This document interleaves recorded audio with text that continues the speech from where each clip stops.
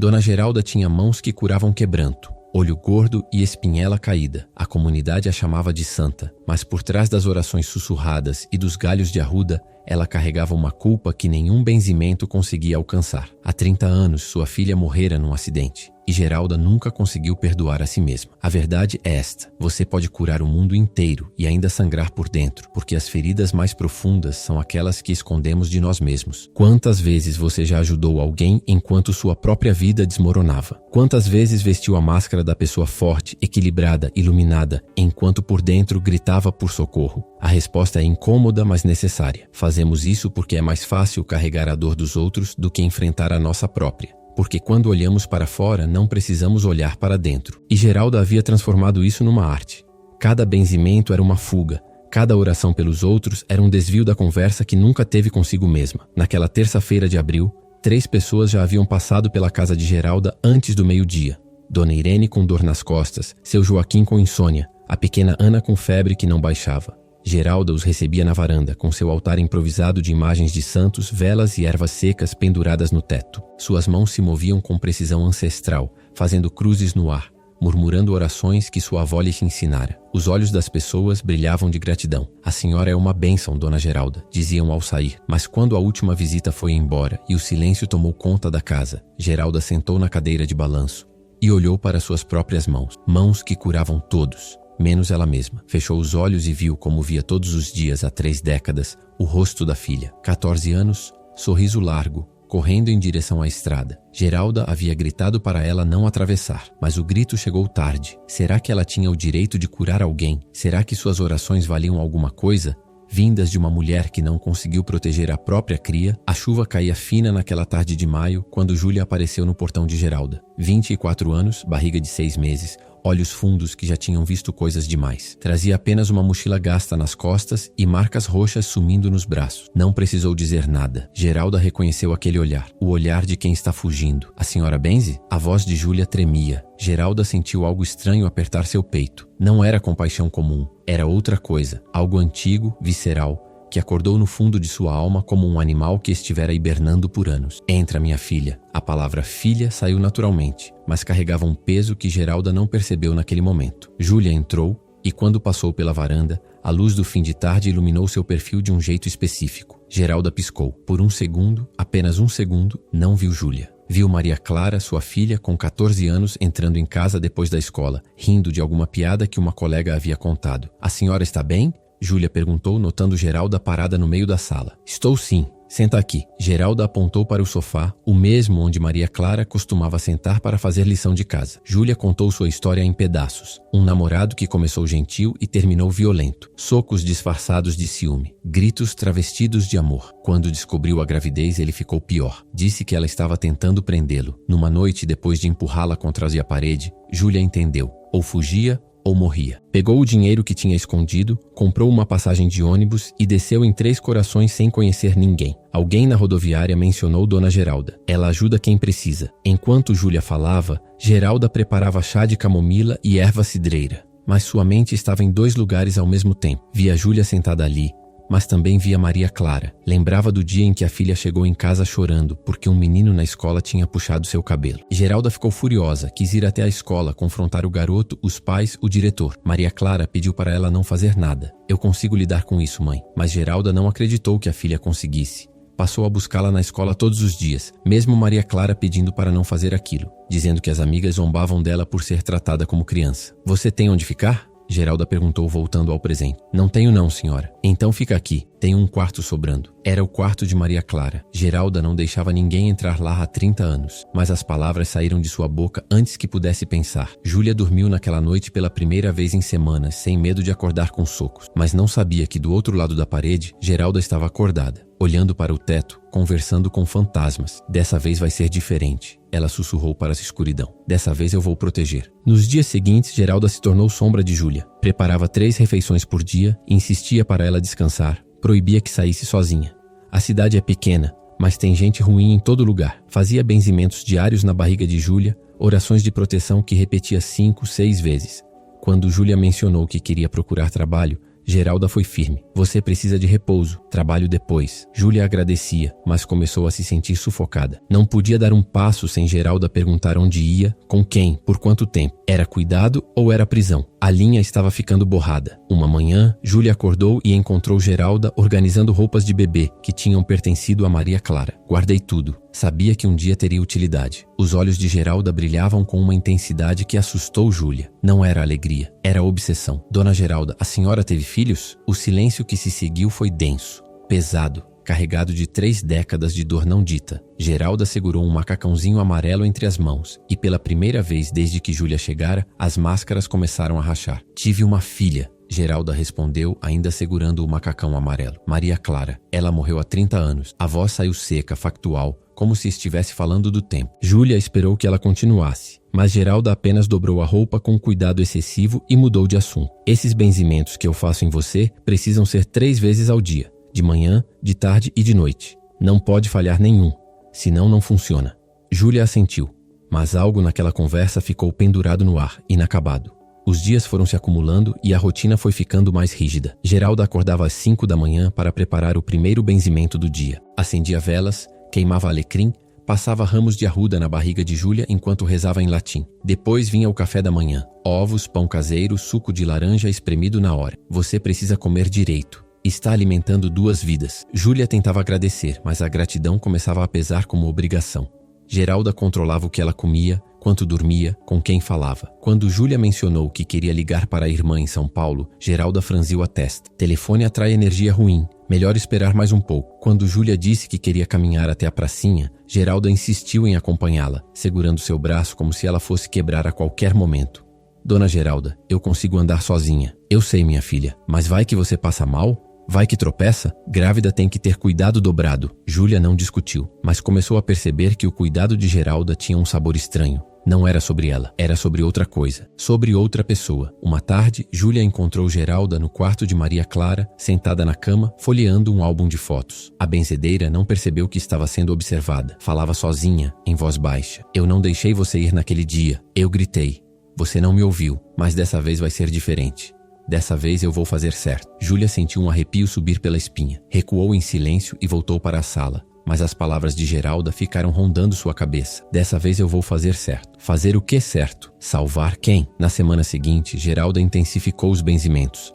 Agora eram 4 vezes ao dia. Júlia acordava com Geralda já ao lado da cama, vela na mão, olhos fechados, rezando. Dona Geralda, são 5 da manhã. Proteção nunca é demais, minha filha. O mundo está cheio de olho gordo, de inveja, de maldade. Você e esse bebê precisam de proteção constante. Júlia começou a se sentir vigiada, não protegida. Cada movimento seu era monitorado, cada escolha questionada. Quando disse que queria comprar roupas próprias para a gravidez, Geralda disse que não precisava, que as roupas de Maria Clara serviam perfeitamente. Quando Júlia mencionou que queria escolher um nome para o bebê, Geralda sugeriu: que tal, Clara? É um nome bonito.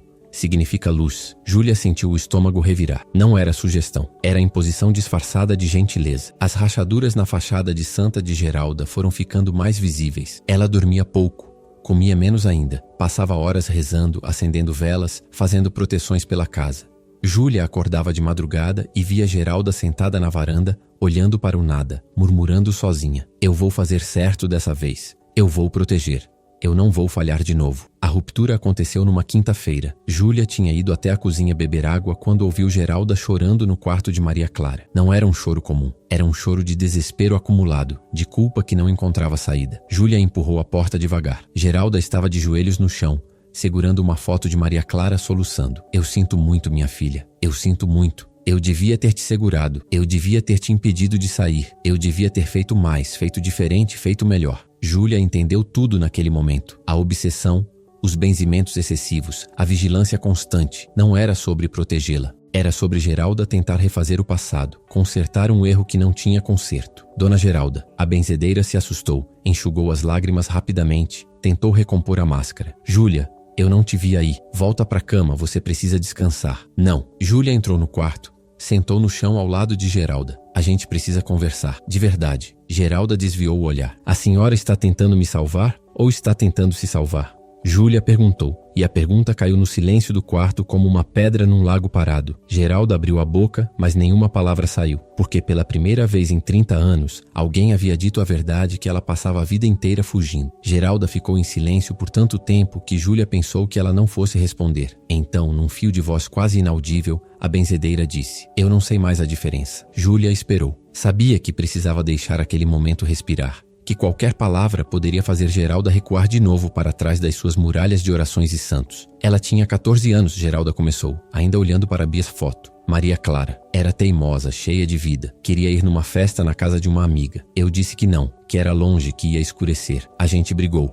Ela saiu batendo a porta dizendo que eu sufocava ela, que eu nunca deixava ela viver. A voz de Geralda tremeu. Eu corri atrás. Vi ela atravessando essa estrada. Gritei o nome dela. Ela olhou para trás, para mim, e não viu o caminhão. Júlia sentiu as lágrimas queimarem seus olhos, mas não desviou o olhar de Geralda. Se eu não tivesse gritado, ela teria atravessado direto. Se eu tivesse deixado ela ir para a festa, ela estaria viva. Se eu tivesse sido menos rígida, menos controladora, se eu tivesse feito 1000 coisas diferentes, minha filha estaria aqui. Geralda finalmente olhou para Júlia. E quando você apareceu no meu portão, grávida, assustada, eu vi uma segunda chance. Eu vi que Deus tinha me dado mais uma oportunidade de proteger alguém, de fazer certo. Mas Dona Geralda, Júlia disse devagar, a senhora não pode salvar sua filha através de mim. As palavras atravessaram Geralda como uma lâmina. Ela soltou a foto e cobriu o rosto com as mãos. O choro voltou, mas dessa vez ela não tentou esconder. Chorou alto, chorou feio, chorou 3 décadas de culpa que nunca teve permissão para sair. Júlia não tentou acalmar, não ofereceu palavras vazias de conforto. Apenas ficou ali, testemunha silenciosa de uma dor que precisava ser vista. Quando o choro diminuiu, Geralda limpou o rosto e olhou pela janela. A lua estava cheia. Minha avó dizia que lua cheia é tempo de limpeza, de tirar o que está pesando. Ela se levantou devagar, como se seus ossos doessem. Vem comigo. Júlia a seguiu até o quintal. Geralda acendeu uma fogueira no mesmo lugar onde fazia suas rezas de cura para os outros. Trouxe ervas secas, sal grosso, pedaços de papel. Sentou-se numa pedra ao lado do fogo e fez sinal para Júlia sentar ao seu lado. Minha avó me ensinou que benzimento verdadeiro não é só reza decorada. É colocar a verdade em palavras e entregar pro fogo, pro vento, pra terra. Deixar ir. Geralda pegou um papel e uma caneta.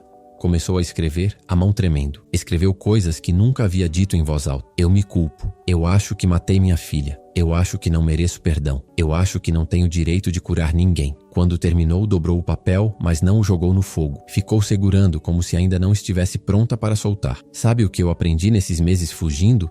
Júlia disse olhando para as chamas. Aprendi que a gente não consegue curar o que a gente não enfrenta. Eu passei anos fingindo que o que ele fazia comigo era amor. Chamava os socos de ciúme, os gritos de paixão. Só consegui sair quando olhei para a verdade e disse: isso não é amor, isso é violência. E eu mereço coisa melhor. Geralda olhou para Júlia como se a visse pela primeira vez. Não como Maria Clara, não como uma segunda chance, mas como Júlia, uma mulher com suas próprias feridas, sua própria força. A senhora me acolheu quando eu não tinha ninguém, Júlia continuou. Mas agora eu preciso que a senhora deixe eu retribuir. Deixe eu te benzer dessa vez. Geralda piscou confusa. Você não sabe benzer. Não precisa saber reza em latim para benzer alguém, Dona Geralda.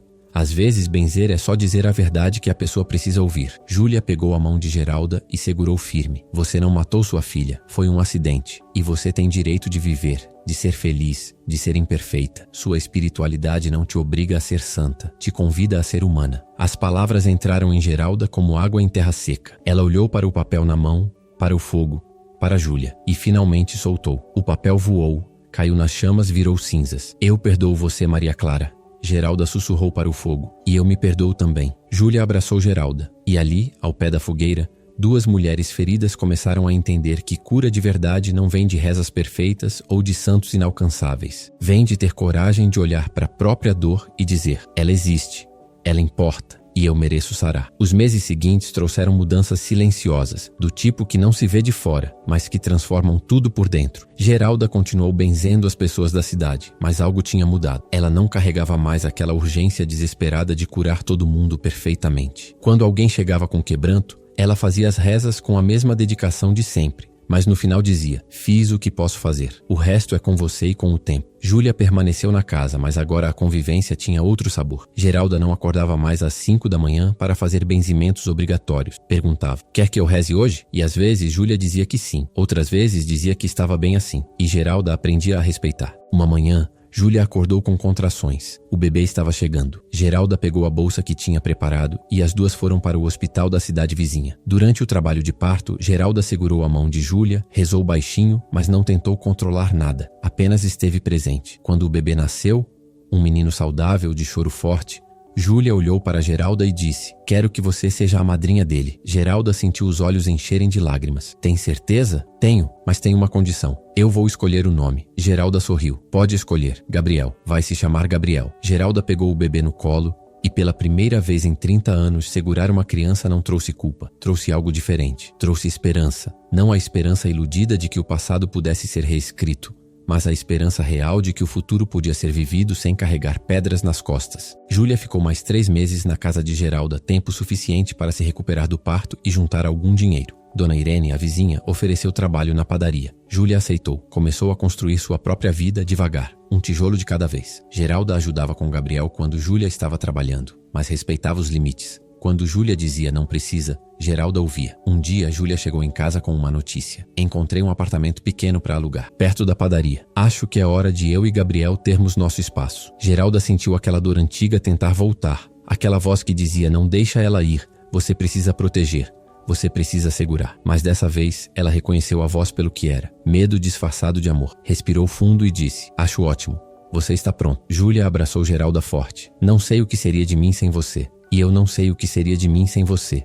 Geralda respondeu: "Você me benzeu de um jeito que nenhuma reza conseguiu." Quando Júlia se mudou, Geralda sentiu o vazio da casa, mas não tentou preenchê-lo com outras pessoas para salvar. Passou a semana organizando o quarto de Maria Clara, não para apagar a memória, mas para honrá-la de um jeito diferente. Transformou o espaço num pequeno ateliê de ervas. Colocou as roupas antigas em caixas para doar. Deixou apenas uma foto de Maria Clara na parede, sorrindo. Livre. Geralda voltou a sentar na cadeira de balanço da varanda, mas agora o silêncio não era inimigo, era companhia. Júlia visitava 3 vezes por semana com Gabriel. Elas tomavam café, conversavam sobre coisas simples. Júlia contava sobre o trabalho, sobre os planos de fazer um curso de confeitaria. Geralda contava sobre as benzeduras, sobre Dona Irene, que tinha arrumado um namorado aos 70 anos. Numa dessas tardes, enquanto Gabriel dormia no colo de Geralda, Júlia perguntou: "Dona Geralda, você ainda se sente culpada?" Geralda pensou antes de responder: "Ainda sinto. Acho que sempre vou sentir um pouco. Mas aprendi que sentir culpa não significa que eu precise passar o resto da vida me punindo. A cicatriz ficou, mas cicatriz não é ferida aberta. É sinal de que algo doeu, mas também de que curou o suficiente para eu continuar andando." Júlia sorriu. "Minha terapeuta diria que você fez um baita progresso." "Você está fazendo terapia?" "Comecei mês passado. Depois de tudo que a gente passou, percebi que eu também tenho minhas cicatrizes para cuidar." Geralda balançou Gabriel devagar. "É isso então. A gente não fica perfeita. A gente fica inteira do jeito que dá, com rachaduras, remendos e tudo mais. E ainda assim sagrada," Júlia completou. "E ainda assim sagrada." Geralda repetiu, olhando para o céu que ficava laranja com o pôr do sol. Naquela varanda, 2 mulheres que se salvaram mutuamente entenderam que a jornada espiritual mais honesta não é aquela que te leva à perfeição. É aquela que te ensina a ser gentil com suas próprias falhas, a conviver com suas cicatrizes e a seguir vivendo, não apesar da dor, mas com ela como parte do que te fez quem você é. E sabe, se essa história de Dona Geralda e Júlia tocou seu coração de alguma forma, se você também está aprendendo a conviver com suas próprias cicatrizes e entende que cura é um caminho, não um destino, se inscreve aqui no canal. Toda semana eu trago histórias reais que nos lembram que ser humano, imperfeito e em processo, já é sagrado o suficiente. Aperta esse botão vermelho, ativa o sininho e vamos caminhar juntos nessa jornada de cura e autocompaixão.